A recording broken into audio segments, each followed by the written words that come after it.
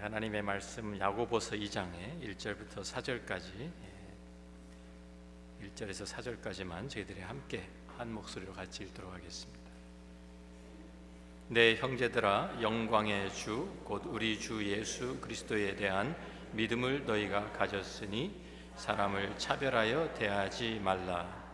만일 너희 회당에 금가락지를 끼고 아름다운 옷을 입은 사람이 들어오고 또 남노한 옷을 입은 가난한 사람이 들어올 때에 너희가 아름다운 옷을 입은 자를 눈여겨보고 말하되 여기 좋은 자리에 앉으소서 하고 또 가난한 자에게 말하되 너는 거기 서 있든지 내 발등상 아래 앉으라 하면 너희끼리 서로 차별하며 악한 생각으로 판단하는 자가 되는 것이 아니냐. 여러분들 차별 대우 받아본 적이 있으신지 모르겠습니다. 아마 거의 다 한 번씩은 경험하셨겠죠. 특별히 우리들이 미국에 살면서 우리들이 이민 온 사람으로서 인종차별 한 번씩 다 겪어보셨을 줄로 생각이 됩니다. 저는 어릴 때 시카고에서 자랐는데요, 1970년대 초에 시카고에 이민 온 민족들이 좀 그때는 이렇게 지역별로 따로 이렇게 모여 살았습니다. 그래서 큰 도시에 어디를 가든지 큰 도시에 가면 이 차이나타운에 있는 것처럼 시카고에는 차이나타운뿐만 아니라 이탈리안들이 모여 사는 지역도 있었고 폴리시들이 모여 사는 지역도 있었고요, 아이리시들, 히스패닉들, 또 뭐 주이시들, 독일 사람들 각각 자기들 이렇게 동네를 이루고 살았습니다. 그래서 저희가 그 이민 초기에 와서 살던 그 동네는 독일 사람들이 모여서 살던 동네였어요. 그래서 제가 거기에 이제 학교를 이제 갔는데, 학교에 가면 어린 아이들인데도 아주 인종차별 뭐 이런 발언 또 행동 이런 것들이 아주 심했습니다. 그래서 이제 또 동양 애들이 그때 많지 않았으니까 뭐 내 눈이 어떻다는 등 뭐 별 이제 가지고 놀리기도 하고, 그래서 그런 이제 막 그런 것을 많이 경험했는데요. 그래도 거기다가 이 독일계 아이들이 나이에 비해서 등치가 크잖아요. 원래 등치가 크니까. 그래가지고 제가 그 아이들한테 꿀리지 않으려고 참 무시당하지 않기 위해서 하여튼 태권도 열심히 했습니다. 그런데 그래서 그런 기억들을 우리가 다 남아 있을 거예요. 기분이 굉장히 안 좋죠. 기분이 더럽다고 하죠. 그러니까 한번 당하면. 그런데 다른 사람에게 차별 대우를 해본 적이 있습니까? 기억이 잘 안 나실 거예요. 그죠? 내가 받은 서러움, 내가 받은 아픔 이런 것들은 기억이 잘 나는데, 내가 다른 사람들의 상처 입힌 것, 내가 다른 사람들의 한 것은 별로 기억에 남질 않습니다. 우리들도 사실 인종차별 당한다고 이렇게 분개하지만 우리 민족이 다른 민족들에게 하는 것도 상당히 심각합니다. 우리가 단지 피부 색깔이 검다고 우리 흑인 형제들, 한국 사람들이 참 차별 많이 합니다. 또 같은 아시안인데도 불구하고 우리 격계 감정을 가진 그런 민족들이 있죠. 일본 사람들이라고도 안 하죠. 또 뭐 중국 사람들, 뭐 이런 우리들이 참 말을 함부로 할 때도 많고요. 굉장히 또 동남아시아 분들, 지금은 한국에 동남아시아에서 많이 와서 한국에서 일도 하고 이제 많이 사는데, 참 한국에서 굉장히 차별 대우 많이 받으면서 인종차별, 우리가 미국에서 받는 것보다 더 심하게 받으면서 살아가고 있습니다. 우리들이 겉으로는 어떤 때는 잘 표현하지 않아도 마음으로 그 사람들을 무시하고 또 그 사람들을 참 아주 내려보는, 차별하는 그러한 우리들의 자세들이 우리에게 있는 것, 우리들이 솔직하게 우리들이 인정해야 할 것입니다. 더 심각한 것은 교회 안에도 이러한 차별 대우가 자리 잡고 있다는 사실입니다. 우리 그리스도의 사랑으로 우리들이 한 믿음으로 하나의 공동체가 우리 이루어졌는데, 이런 교회 안에서도 차별 대우가 얼마든지 일어날 수 있다라는 것이 큰 문제입니다. 우리가 사무엘상 16장을 보면 선지자 사무엘이 하나님의 명령을 받고 사울을 이제 하나님께서 사울을 내치시고 사울 대신에 새로운 왕을 세우기 위해서 선지자 사무엘을 베들레헴으로 보냅니다. 베들레헴 그 이세 집에 가서 그 아들 중에 하나를 기름 부어 세우라는 하나님의 명령이 있어서 이제 그곳으로 가는데 아직 정확하게 누구인지는 몰라요. 그래서 이세에게 7 아들이 있었는데 그 큰아들 엘리압부터 하나씩 어떻게 보면 면접을 하는 것이죠. 한 명씩 와서 사무엘 선지자 앞을 지나갑니다. 제일 먼저 들어온 큰아들 엘리압을 보니까, 사무엘이 보니까 키도 크고 아주 용모도 잘생겼어요. 그러니까 속으로 사무엘 선지자가 어떤 생각을 했냐면, 와, 여호와의 기름 부으신 자가 과연 주님 앞에 있도다. 이 사람이구나. 이렇게 키도 크고 장군감이고 충분히 왕이 될 수 있는 제목이다. 이렇게 딱 생각을 한 거예요. 그런데 바로 하나님께서 사무엘에게 책망하십니다. 사무엘상 16장 7절 말씀 보면 같이 한번 읽어봅니다. 여호와께서 사무엘에게 이르시되 그의 용모와 키를 보지 말라. 내가 이미 그를 버렸노라. 내가 보는 것은 사람과 같지 아니하니 사람은 외모를 보거니와 나 여호와는 중심을 보느니라 하시더라. 아니라는 거예요. 넌 네가 보기에는 좀 굉장히 왕의 제목같이 보이지만 내가 보기에는 아니다. 하나님께서 아니라고 말씀하십니다. 그래서 엘리압부터 시작해서 계속 하나씩 지나가죠. 그 다음에 아비나답, 그 다음에는 삼마. 그래서 7 아들을 다 하나씩 지나가게 하는데, 아들들이 다 순서대로 지나갔는데 하나님께서 아무 말씀도 안 하세요. 하나님 아무도 지명을 하지 않으십니다. 사무엘이 이상해서 이사야에게 또 물어봅니다. 당신의 아들들이 이게 답니까? 그랬더니 마지막 7째 막내가 하나 더 있습니다. 어디 있습니까? 밖에서 양을 지키고 있습니다. 그 무슨 얘기예요? 막내는 아주 무시해버린 거예요. 그래서 막내는 자격도 없는 사람으로 취급한 거예요. 그러니까 아버지부터 모든 집안 형제들이 다 다윗은 인정해주지 않았어요. 막내라고. 제가 막내라 그 서러움을 잘 압니다.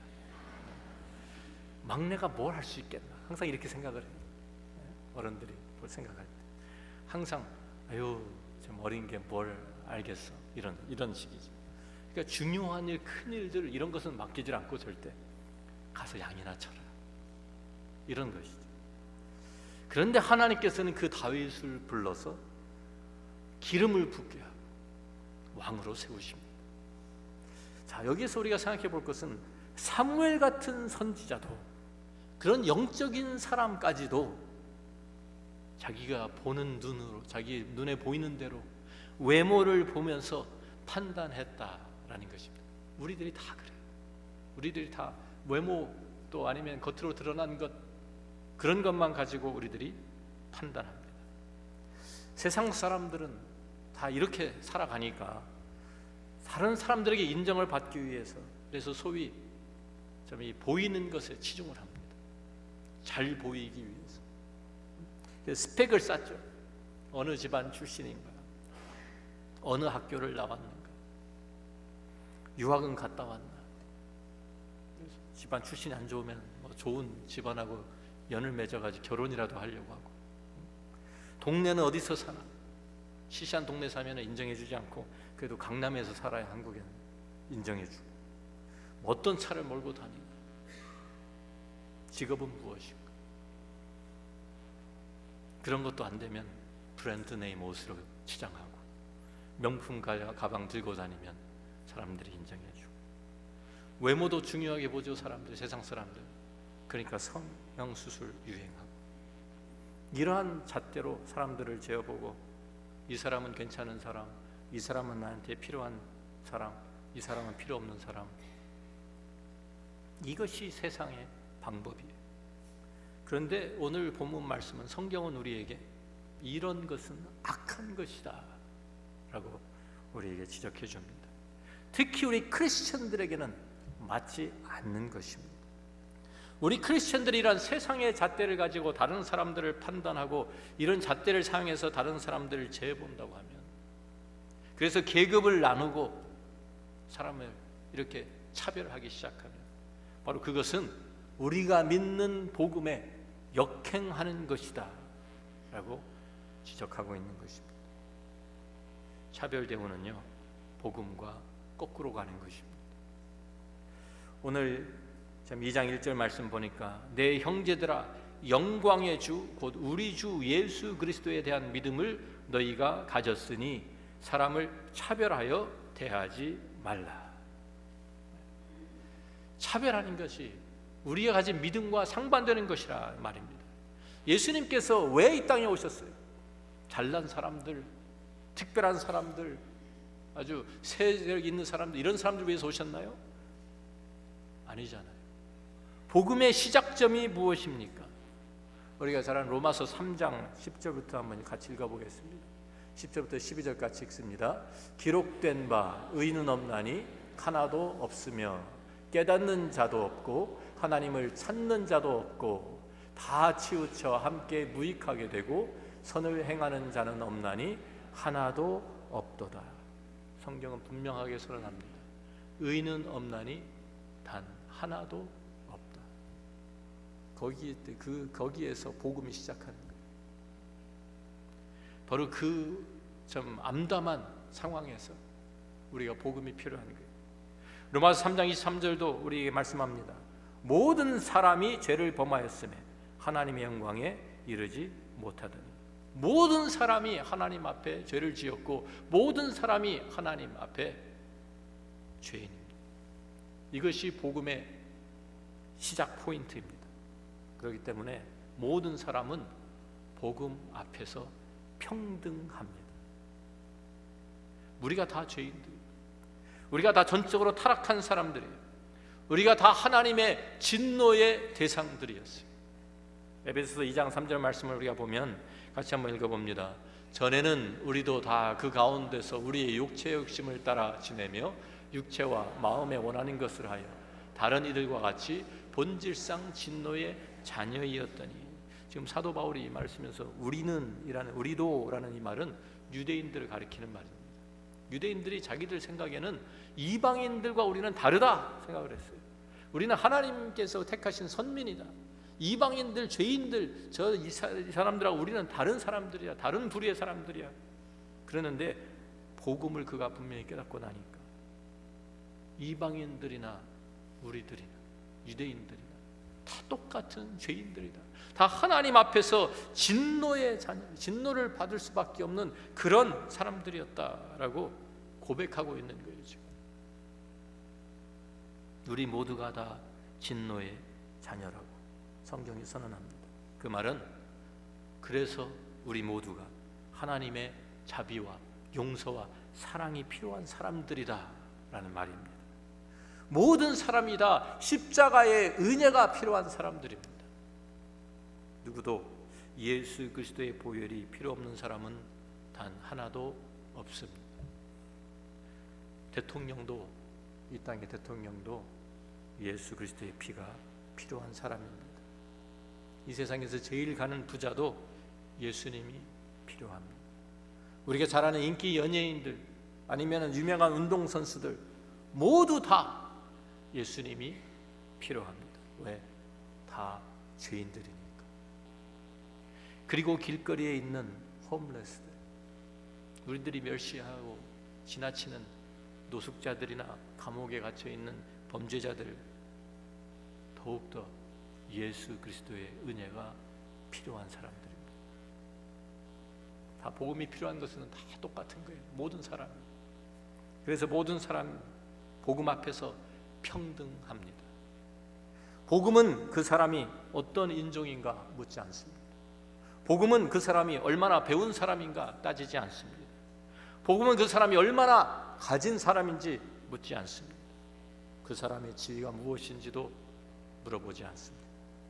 복음은 문화, 언어, 나라, 출신 묻지 않습니다. 복음 안에서 이 모든 잣대가 다 사라졌고 사람들이 세워놓은 이 모든 장벽들이 복음 안에서 다 무너졌습니다. 골로새서 3장 11절 말씀을 같이 읽습니다.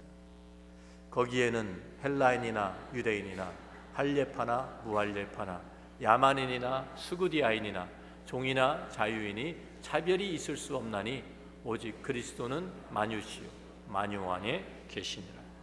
이것이 복음입니다. 복음 안에는 차별이 없습니다. 남자와 여자 차별도 없습니다. 그런데 예수를 믿는 우리들이 복음을 믿는다고 하는 우리들이 다른 사람을, 특별히 교회 안에서 우리가 차별 대우를 한다고 하면 이것은 복음을 역행하는 거예요. 거꾸로 가는 거예요. 그런데 초대교회, 오늘 본문에 보면 초대교회에 있었던 이런 교회 안에 있었던 차별 대우를 우리에게 그림으로 보여주죠. 야고보서 2장 2절부터 4절 말씀을 다시 보니까 만일 너희 회당에 금 가락지를 끼고 아름다운 옷을 입은 사람이 들어오고 또 남루한 옷을 입은 가난한 사람이 들어올 때에 너희가 아름다운 옷을 입은 자를 눈여겨보고 말하되 여기 좋은 자리에 앉으소서 하고 또 가난한 자에게 말하되 너는 거기 서 있든지 내 발등상 아래에 앉으라 하면 너희끼리 서로 차별하며 악한 생각으로 판단하는 자가 되는 것이 아니냐.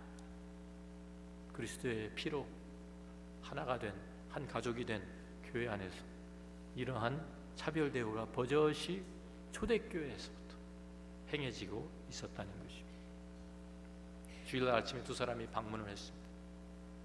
한 사람 아주 비싼 옷, 명품 옷을 입고 손에 금가락지를 끼고 들어옵니다.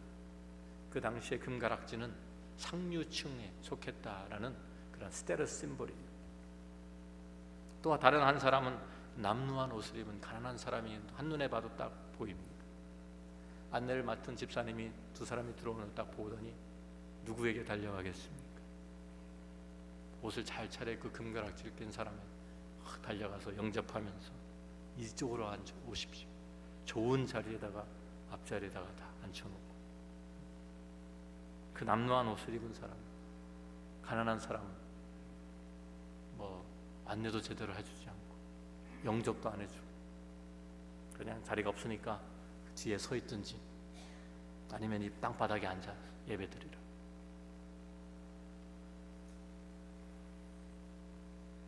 이러한 일이 초대교회에서만 있었던 것이 아닙니다. 교회 역사를 보면 복음에 역행하는 이러한 차별 대우가 교회 안에서 계속 행해져 왔고 지금도 행해지고 있습니다. 기독교가 로마 제국의 처음 300년 동안 좀 많은 핍박을 받으면서 지하에서 그렇게 멸시를 받으면서 카라콩 그런 데서 태어나고 죽으면서 300년을 명맥을 이어갔어요. 그때는 영적으로 살아 있었어요. 그런데 로마의 국교가 되면서 지상으로 올라오면서 가톨릭이 세력을 잡기 시작합니다. 그래가지고 세상의 권력을 휘두르기 시작합니다. 그러니까 상류층의 교회가 되어버렸어요. 그래서 배운 사람들, 라틴어로 성경을 읽고 라틴어를 읽을 수 있는, 읽고 쓸 수 있는 사람들, 찬송도 라틴어로 부르고 설교도 라틴어로 하고, 라틴어를 모르는 사람들은, 배우지 못한 사람들은 무슨 예배에 참석했지만 무슨 소리 하는지 하나도 몰라요. 구경만 하다가 가는 거예요. 구경만 하다.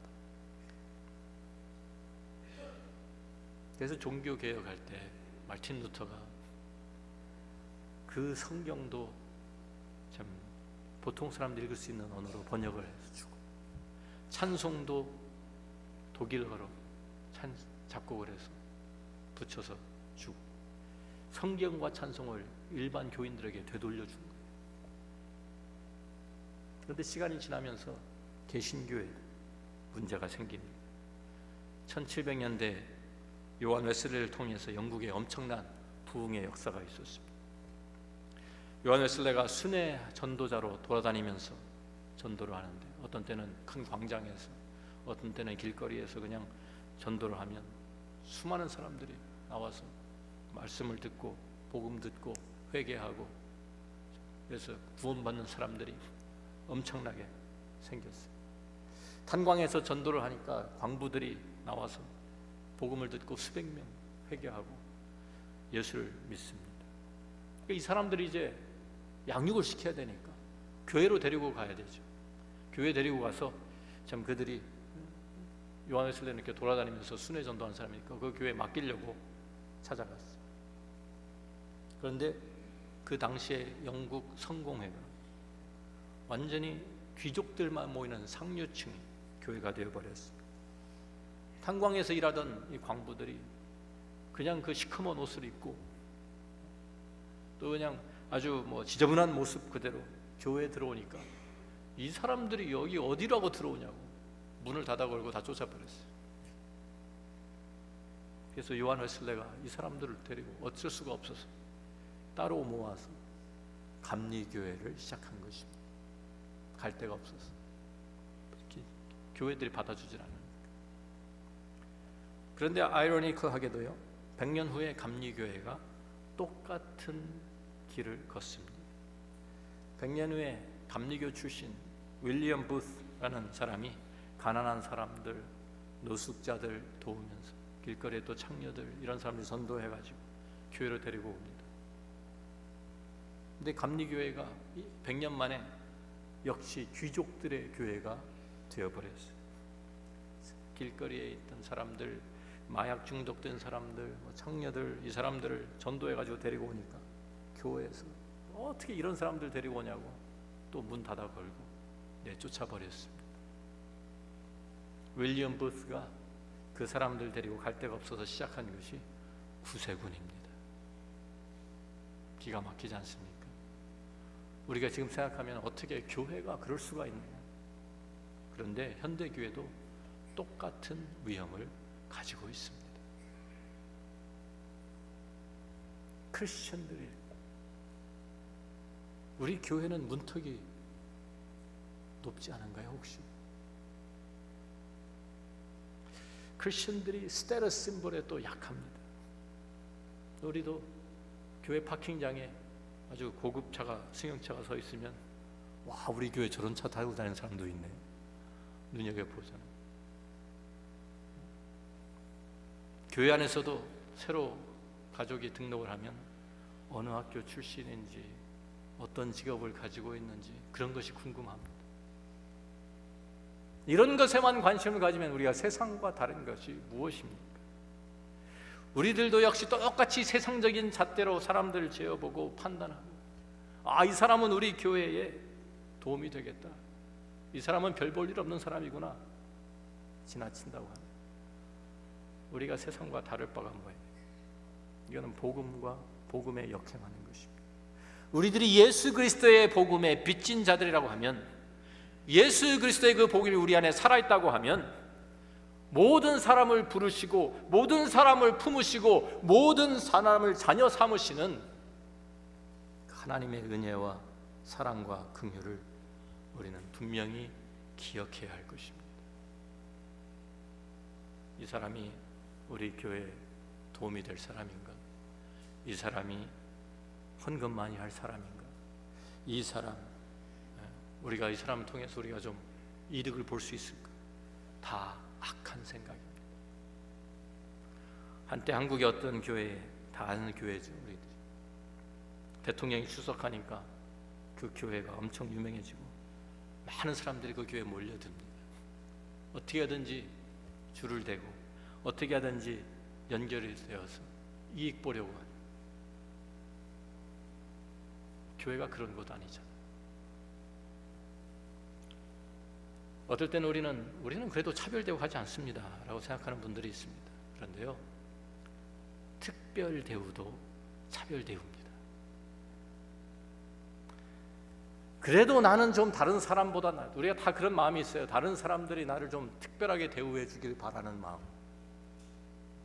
나를 좀 더 다른 사람보다 인정해 주고, 내가 그래도 이런 사람인데 다른 사람들이 알아주기를 바라는 마음들이 다 있어요. 그래서 참 내가 그것 하나의 권리라고, 나를 그렇게 안 해주면, 특별 대우 안 해주면 내가 무시당하는 기분. 그런데 그것도 결과적으로는 다른 사람들을 차별 대우하는 거예요. 그런데 이런 일들이 교회 안에서 다반사로 일어나고 있습니다. 나부터 특별 대우 받는 것, 그런 생각 내려놓아야 합니다. 사실 우리 교회 안에서 제일 특별 대우 받는 사람은 저일 겁니다. 그렇지 않겠습니까? 여러분들이 사랑을 가지고 관심을 가지고 저한테 이렇게 대해주시는 것은 너무나도 감사한 일이지만 한 사람에게만 집중되는 것은 잘못된 것입니다.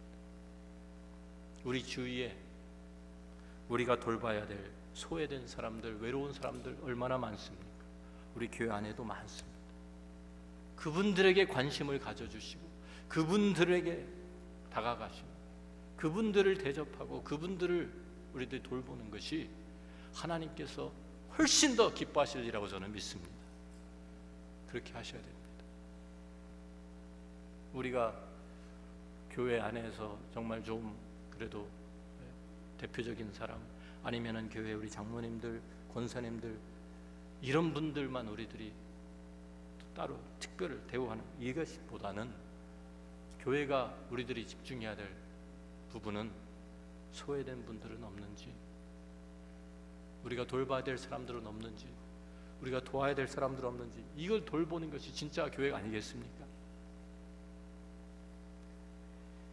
우리 모습을 한번 우리가 돌아보면 좋겠어요. 얼마나 우리가 복음을 따라 살고 있는지. 마하트마 간디에 대한 이야기가 있습니다. 그가 영국에 가서 유학을 하고 있을 때 신약 성경을 구하게 되었어요. 신약 성경을 처음부터 읽어보기 시작했어요. 복음서를 쭉 읽어나가면서 예수님의 가르침을 그가 접하게 돼요. 힌두교도였던 그가 기독교의 복음을 보면서 읽으면서 야, 이 예수 그리스도의 복음의 이 메시지가 우리나라 인도의 소망이 될 수 있겠다, 이런 생각을 품게 되었어요. 인도에는 캐스트 시스템이 있잖아요. 거기에는 뭐 계급이 다 정해져 있어가지고 태어날 때부터 어떤 사람들은 천민이라고 해가지고 그 사람들은 사람 취급도 못 받아요, 인도에서. 그래서 이 복음이 인도에 들어가면 인도가 바뀔 수, 우리나라가 바뀔 수 있겠고, 그렇게 생각을 하고요, 나도 한번 예수 믿어봐야 되겠다 하고 교회를 찾아갔어요. 영국에서 예배 참석하기 위해서 교회를 들어가려고 하는데 전통 인부 복장을 하고 들어가려고 하니까 그 앞에서 안내하던 사람이 정문에서 그를 딱 가로막고, 이 사람이 어디라고 여기를 들어오냐고, 너는 네가 믿는 너희 신들 거기 가서 예배드리라고 쫓아버렸어요. 간디가 쫓겨나면서 돌아서서 나오면서 하는 말이, 기독교에도 캐스트 시스템이 있구나. 그렇다고 하면 내가 뭐하러 크리스천이 될 필요가 있겠나. 그리고 다시는 교회에 발을 들여놓지 않았다는 것입니다. 얼마나 안타까운 일입니까? 우리가 아무렇지도 않게 행하는 일들이 잘 생각해 보면 세상의 그냥 기준, 세상의 가치관 가지고 복음에 역행하고 있는 일들이 많이 있습니다. 우리의 믿음과 상반되는 것인데 우리들이 그냥 세상적인 기준에 사로잡혀서 교회 안에서도 그것이 아무렇지도 않게 행해지고 있다고 하면 얼마나 큰 문제입니까? 성경은 오늘 우리에게 이러한 차별 대우 분명히 하나님 앞에서 죄악이라 우리에게 경고합니다. 우리 자신들을, 우리 교회를 우리가 한번 돌아보면 좋겠어요. 우리가 복음을 따라 살고 있는지, 정말 우리가 복음을 따라 행하고 있는지, 하나님의 그 은혜의 복음, 하나님의 그 사랑의 복음을 따라 우리들이 지금 행하고 있는지, 아니면 교회 안에서도 세상적인 지위, 세상적인 부, 명예 이런 것이 영향력을 발휘하고 있는지, 우리가 거기에 끌려가고 있지는 않은지. 우리 교회가 올해 우리들을 가지고 있는 표같이 한번 읽어볼까요?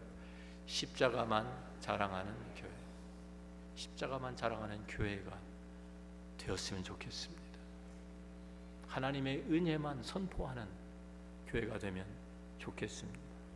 오직 우리들이 복음에 순종하는 교회가 되기를 바랍니다. 그래서 우리들이 함께 오직 하나님께만 영광 올려드리는 우리 십자가의 교회 될 수 있기를 주의 이름으로 축원합니다. 기도하겠습니다.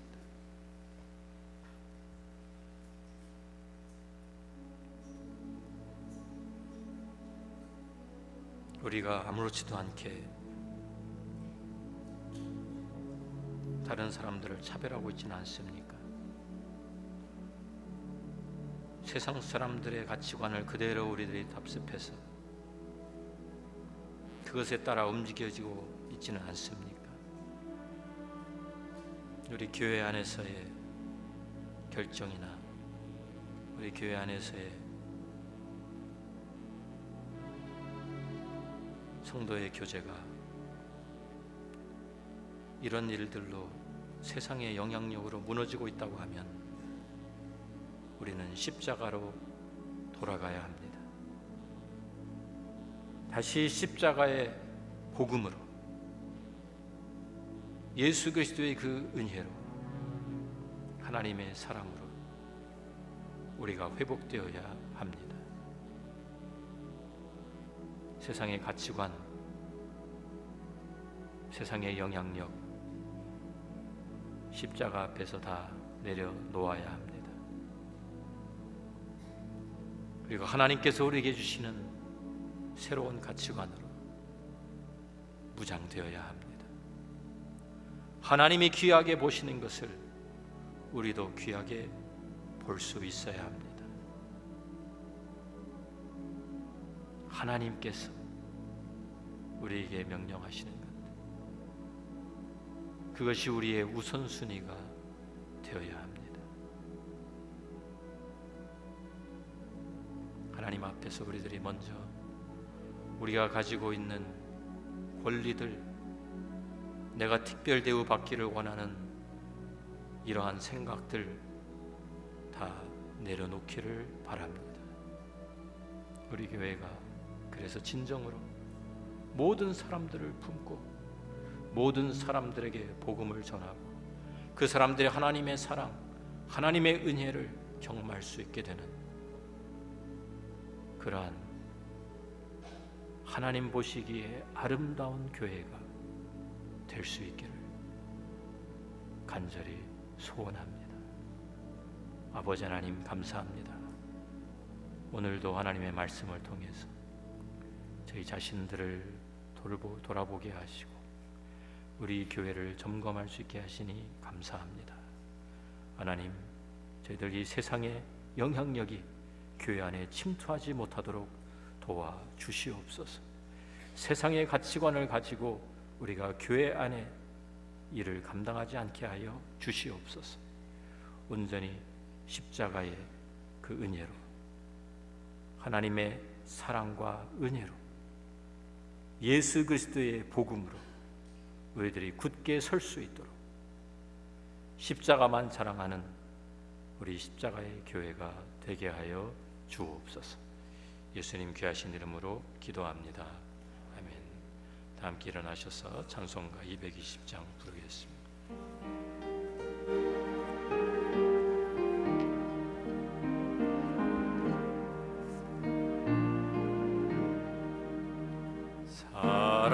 사랑하는 주님 앞에 형제자매 한 자리에 그 신은혜 생각하며 즐거운 찬송 부르네. 내 주 예수 오늘 받아 모든 사랑 내 몸같이 환난 근심 위로하고 진심으로 사랑하세. 사랑하는 주님 앞에 온갖 충성 다 바쳐서 외로우나 즐거우나 주님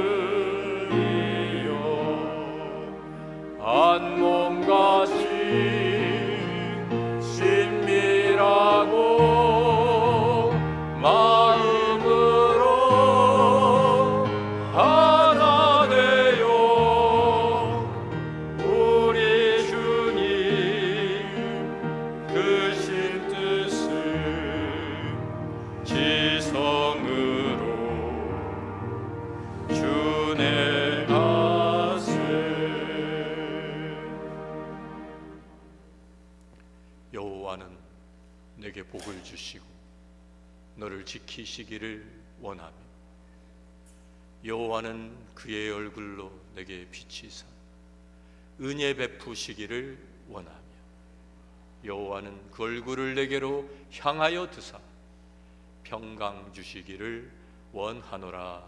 아멘.